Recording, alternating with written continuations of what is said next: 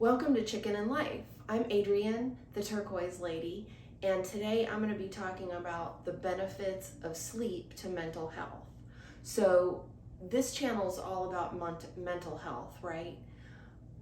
So I wanted to look up how does sleep affect mental health, and what I found out is that it's a two-way street. So in other words, if we have depression and anxiety, it can make it difficult to sleep, and if we have difficulty sleeping, that can worsen depression and anxiety. One of the things that I read was that there's a 26% increased risk of depressive episodes if we have trouble sleeping.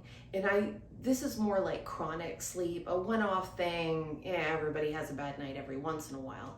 What this is really talking about is chronic, night after night, trouble sleeping. So things that get in the way of that, alcohol and caffeine get in the way of that. So it's recommended to not have alcohol or caffeine 4 to 6 hours before you go to bed. The caffeine, I think that one's kind of obvious. We all know that caffeine is a stimulant. That's why we use it. We use it to keep us going, get those juices flowing so that we can do the things that we want to do and wake us up in the morning. That's a big thing for me. But alcohol, you'd think, oh, it's a depressant, it's going to help me go to sleep. But actually what it does, it helps you go to sleep, but then the normal sleep cycles are all messed up and you're more likely to wake up later, partly to pee, because it pulls fluid out of you. So then you're going to wake up and that will in and of itself interrupt sleep. Late exercise is another thing. So if you're doing cardiovascular activity, that's something that gets the blood flowing, right? We feel more alert when we do cardiovascular exercise, and basically you're so alert that it makes it difficult to sleep.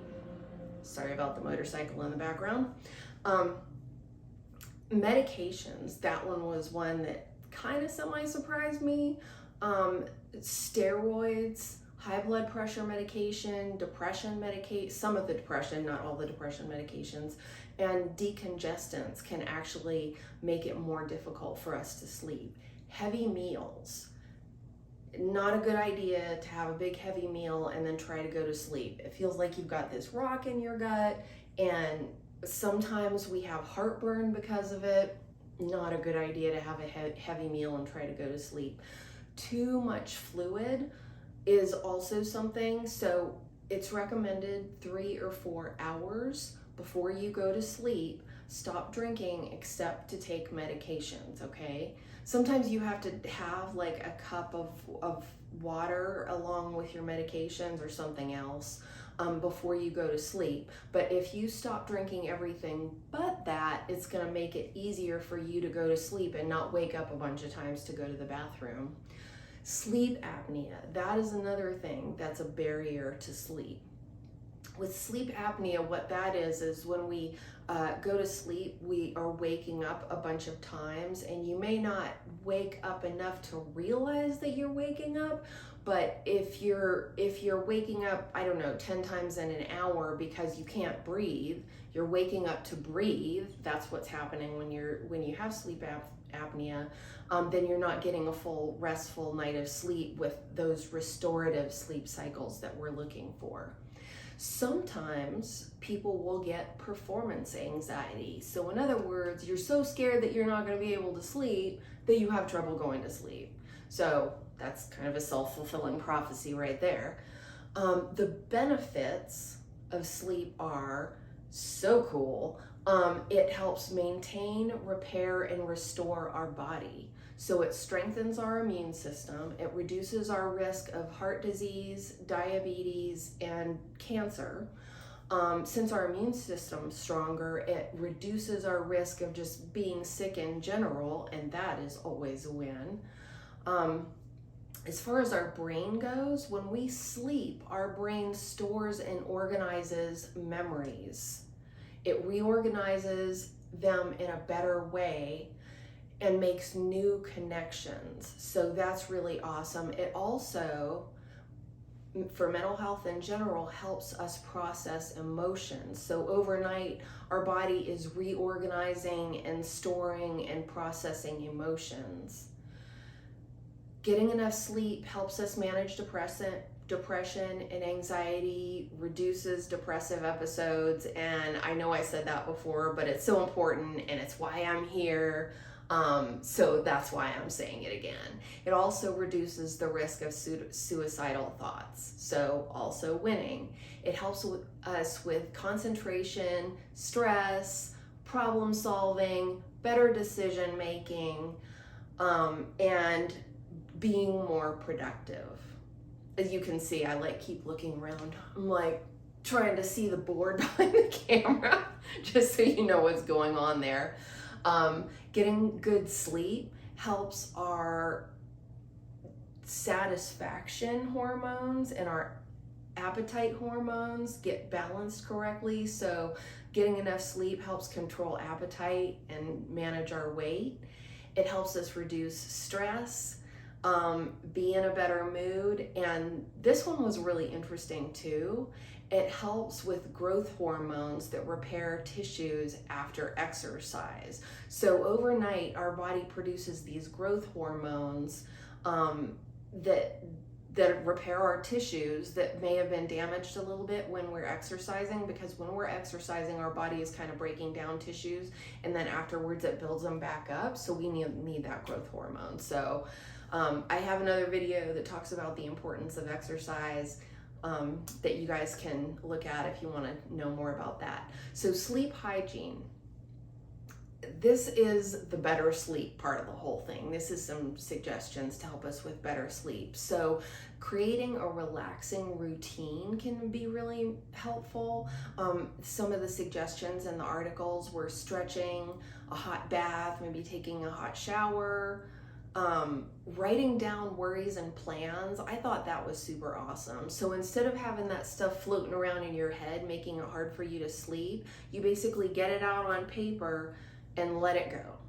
You don't have to worry about that anymore. You don't have time to take care of that right now. Right now, it's more important for you allow yourself to get the rest that you need. And some things that can help with that are mindfulness or meditation.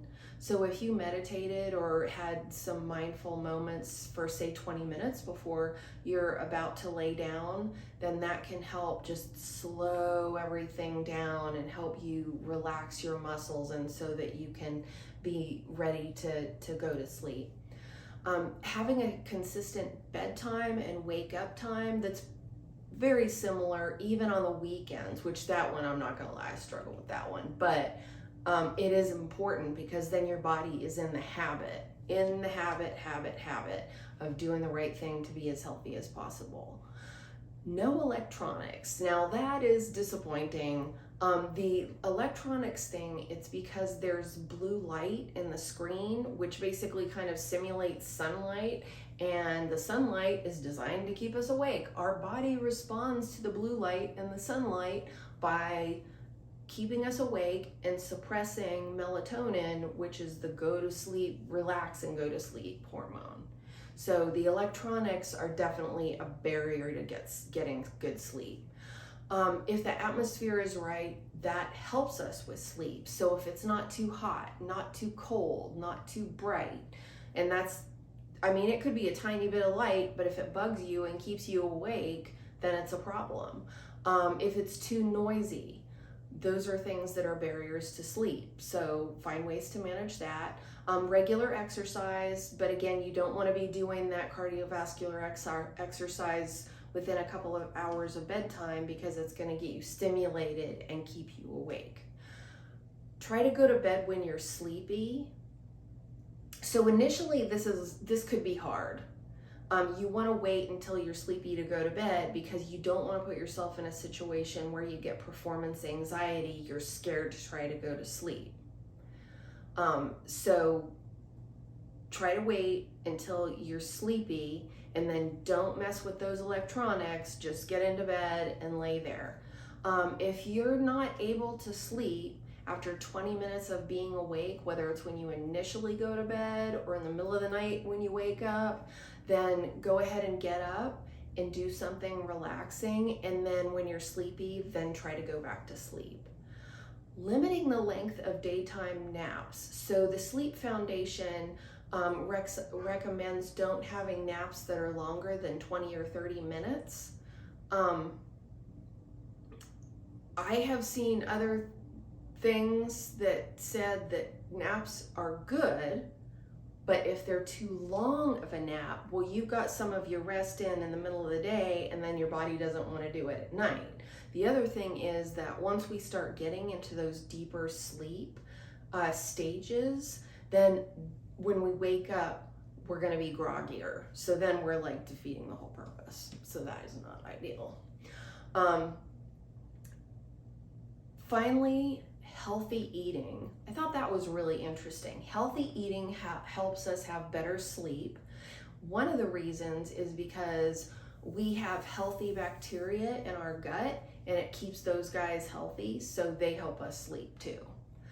And if none of these suggestions work, then I would say be very open and honest with your primary care physician or your mental health physician.